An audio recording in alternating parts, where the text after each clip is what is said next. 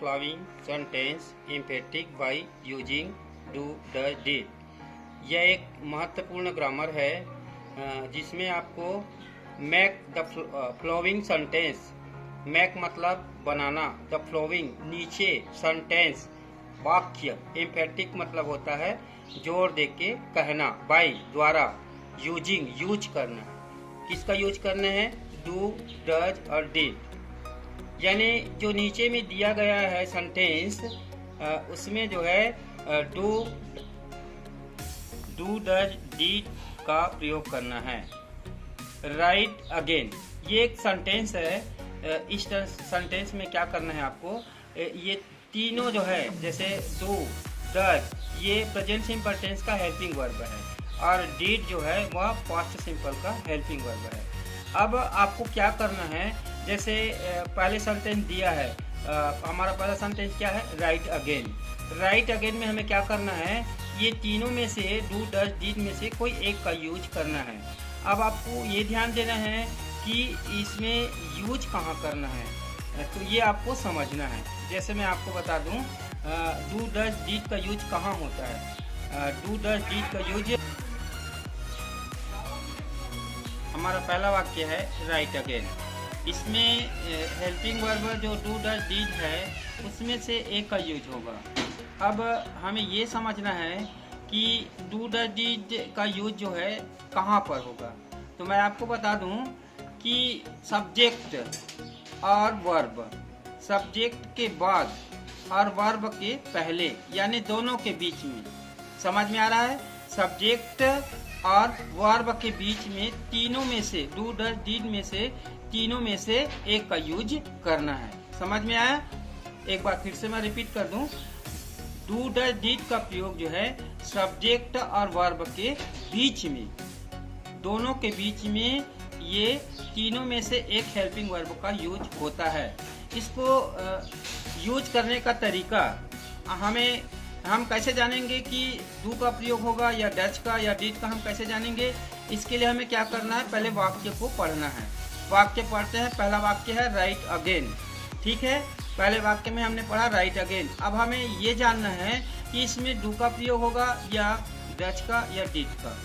तो जो पहला वाक्य है वो प्रेजेंट सिंपल टेंस का है। प्रेजेंट सिंपल टेंस का कैसे जाना हमने? हम इसको ऐसे जाने कि यहाँ पर वर्ब का फर्स्ट फॉर्म राइट लगा हुआ है ना? अब यहाँ पर सब्जेक्ट नहीं है। मैंने आपको बताया कि सब्जेक्ट और वर्ब के बीच में तीनों में से एक हेल्पिंग वर्ब का यूज होता है। अब इसके पहले आपको सब्जेक्ट नहीं दिख रहा है ना? आपको वर्ब दिख रहा है। मैंने आपको बताया सब्जेक्ट के बाद और वर्ब के पहले, यानी दोनों के बीच में इसका यूज करना है। अब हमें सब्जेक्ट नहीं दिख रहा है। हम पता लगा सकते हैं यहाँ पर डू का प्रयोग होगा या डज का प्रयोग होगा, है ना? क्योंकि ये प्रेजेंट सिंपल टेंस है, ये वाक्य जो है प्रेजेंट सिंपल टेंस है। अब चूंकि इसमें राइट के साथ, राइट वर्ब के साथ एस या यस नहीं लगा हुआ है, तो हम यह जानते हैं कि ये सब्जेक्ट जो है फर्स्ट, सेकंड पर्सन या फिर फर्स्ट पर्सन हो सकता है। तो स्पष्ट है कि इसमें जो है डू का प्रयोग होगा। तो हम उत्तर जानते हैं, हमने आपको बताया। अब यहाँ पर डू का प्रयोग होगा। डू,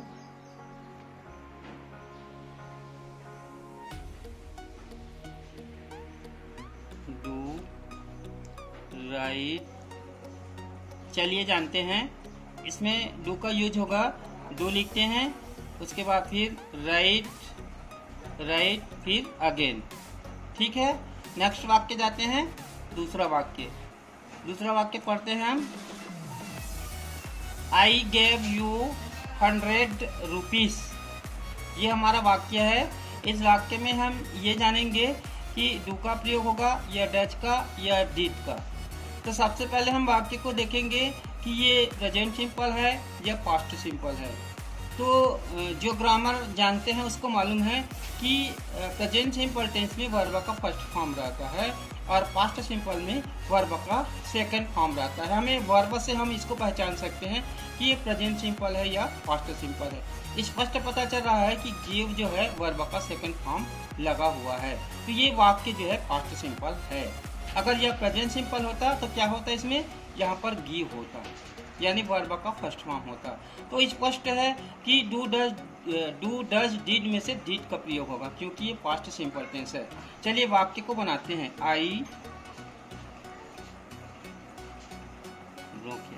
चलिए हम जानते हैं यहाँ पर डिड का प्रयोग है। आई के बाद हम डिड लिखेंगे, ये आपका डिड हो गया। हाँ, अब आपको ध्यान देना है, क्योंकि ये पास्ट सिंपल टेंस है, पास्ट सिंपल में गेव लिखा हुआ है, तो यहाँ पर हम ये गिव हो जाएगा, वर्ब का जो है फर्स्ट फॉर्म आएगा गिव। चलिए अब इधर आपको कुछ भी नहीं करना है, give you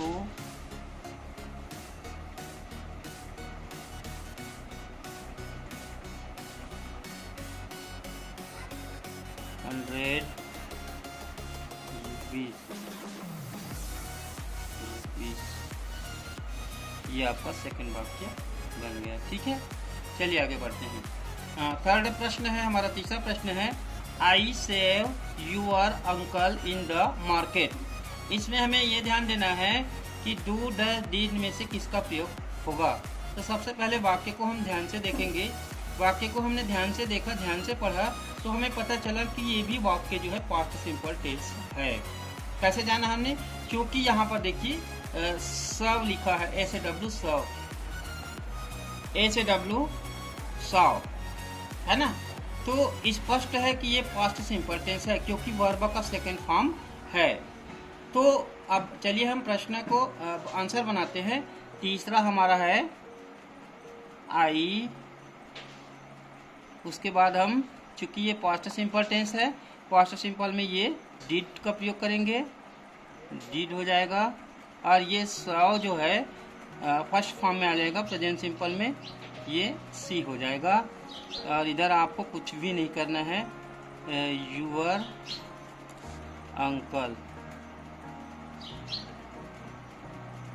uncle in the market.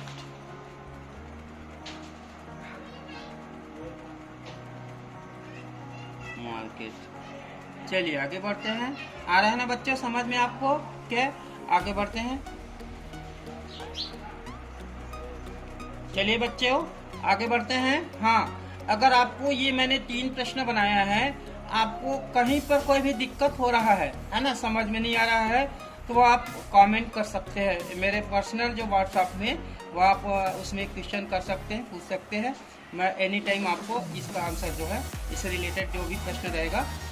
Next question है हमारा, ही स्पीक्स द ट्रूथ। अब इसमें हमें डू डज डिड में से एक का यूज करना है। मैंने आपको बताया कि डू का प्रयोग कहाँ होगा, डज का प्रयोग कहाँ होगा, डिड का प्रयोग कहाँ होगा। चलिए आगे बढ़ते हैं। सबसे पहले हम वाक्य को पढ़ेंगे, ही स्पीक्स द ट्रूथ। ये वाक्य जो है हमारा प्रेजेंट सिंपल टेंस का है। कैसे जाना हमने वर्ब को देख के जाना। जैसे स्पीक्स लिखा हुआ है, स्पीक्स माने कहना, बोलना, ये वर्ब का जो है फर्स्ट फॉर्म लगा हुआ है, इसके साथ एस लगा हुआ है, तो ये प्रेजेंट सिंपल टेंस है। अब क्लियर हो गया कि हमें यहाँ पर डू या डज दोनों में से एक का प्रयोग होगा। अब हम क्या करेंगे, प्रश्न का जो है, चौथा प्रश्न का हम आंसर बनाएंगे। सबसे पहले हम सब्जेक्ट को लिखेंगे। सब्जेक्ट लिखा हमने ही। अब हमारा क्लियर हो गया, इसमें डू या डज का प्रयोग होगा। अब ये भी क्लियर कर लेते हैं कि यहाँ पर डू का प्रयोग होगा या डज का प्रयोग होगा। अगर आपका जो सब्जेक्ट है थर्ड पर्सन है, ही, सी, इट या कोई नेम है, तो वहाँ पर डज का प्रयोग होगा। तो यहाँ पर आपका सब्जेक्ट क्या है, ही है, तो यहाँ पर स्पष्ट क्लियर है, यहाँ पर डज का प्रयोग होगा। हम डज लिखेंगे, ही डज, ये डज। उसके बाद आगे बढ़ते हैं। वर्ब स्पीक्स, स्पीक्स में एस हट जाएगा, स्पीक हो जाएगा ये स्पीक। इधर आपको कुछ भी नहीं करना है, द ट्रूथ ध्यान रखना है, आपको एस और नहीं लिखना है ना। The truth, TRUTH। चलिए आगे बढ़ते हैं। समझ में आ रहा है बच्चों? समझ में नहीं आ रहा है, आप ध्यान से इस वीडियो को देखना, आपको समझ में आ जाएगा।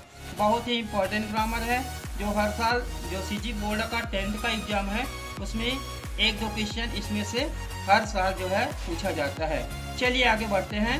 नेक्स्ट प्रश्न है हमारा आई प्ले क्रिकेट। सबसे पहले हमें प्रश्न को हमने पढ़ा, अब हमें ये देखना है ये प्रेजेंट सिंपल टेंस है या पास्ट सिंपल। आपको जितना भी, चलिए आगे बढ़ते हैं। आई प्ले क्रिकेट, आपको जितना भी क्वेश्चन मिलेगा इसमें आपको या तो प्रेजेंट सिंपल मिलेगा या फिर पास्ट सिंपल में से ही मिलेगा।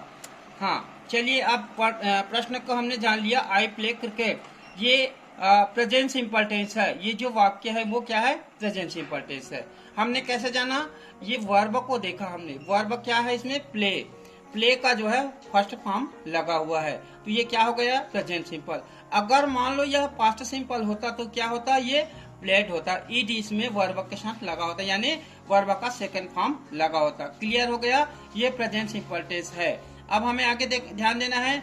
अब इसमें से डू या डज दोनों में से एक का यूज होगा, इसको भी हम क्लियर कर लेते हैं। अगर आपका फर्स्ट पर्सन है, आई है, वी है, यू है, दे है, तो हम क्या लिखेंगे? डू का प्रयोग होगा। अगर मान लो थर्ड पर्सन है, ही है, सी है, इट है, नेम है, तो हम क्या लिखेंगे? डज का प्रयोग करेंगे। तो यहाँ पर स्पष्ट हो गया कि ये जो है आई है, तो इसके साथ क्या होगा? डू का प्रयोग होगा। आई डू, ये हो गया डू। उसके बाद वर्ब प्ले, प्ले। उसके बाद आपको कुछ भी नहीं करना है। Cricket, cricket. चलिए नेक्स्ट प्रश्न छठे पर जाते हैं। छठवा प्रश्न है हमारा कम अगेन। अब इसमें भी आपको सब्जेक्ट नहीं दिया है।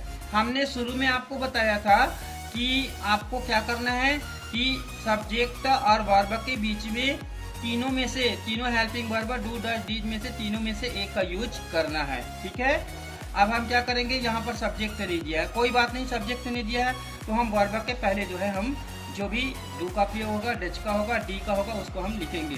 सबसे पहले हमने प्रश्न को पढ़ा, कम अगेन लिखा हुआ है। अब हम जानेंगे कि ये प्रेजेंट सिंपल है या पास्ट सिंपल है। इसके लिए हम क्या करेंगे? वर्ब को देखेंगे। वर्ब का फर्स्ट फॉर्म लगा है तो ये प्रेजेंट सिंपल है, वर्ब का सेकंड फॉर्म लगा हुआ है तो ये पास्ट सिंपल है।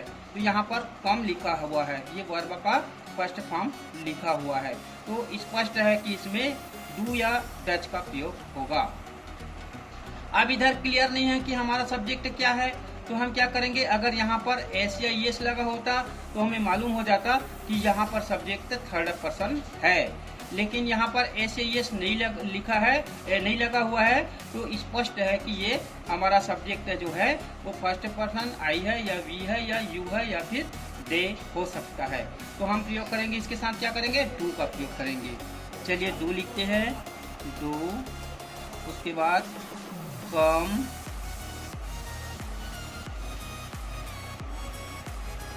अगेन, ये ठीक है। आया समझ में बच्चों? ये इम्पोर्टेंट ग्रामर है, ये इसमें आपको हर साल एग्जाम में पूछा जाता है, कोई न कोई 1-2 प्रश्न आता है। आपको ये मैं 6 प्रश्न जो है एक वीडियो के माध्यम से आपको बना के दे रहा हूँ, बना रहा हूँ। आपको कहीं पर भी कोई समझ में नहीं आ रहा है तो आप क्या करेंगे? उससे संबंधित जो है रिलेटेड आप मुझसे क्वेश्चन करेंगे, मैं उसका आंसर अपने पर्सनल जो है व्हाट्सएप में आपको कमेंट करना है। क्या करना है? कमेंट करना है। अगर कोई भी प्रश्न आपको समझ में नहीं आया तो आप मेरा पर्सनल व्हाट्सएप में आप कमेंट कर सकते हैं। ठीक है, मैं नेक्स्ट वीडियो फिर बहुत जल्दी ही आपको डालूंगा।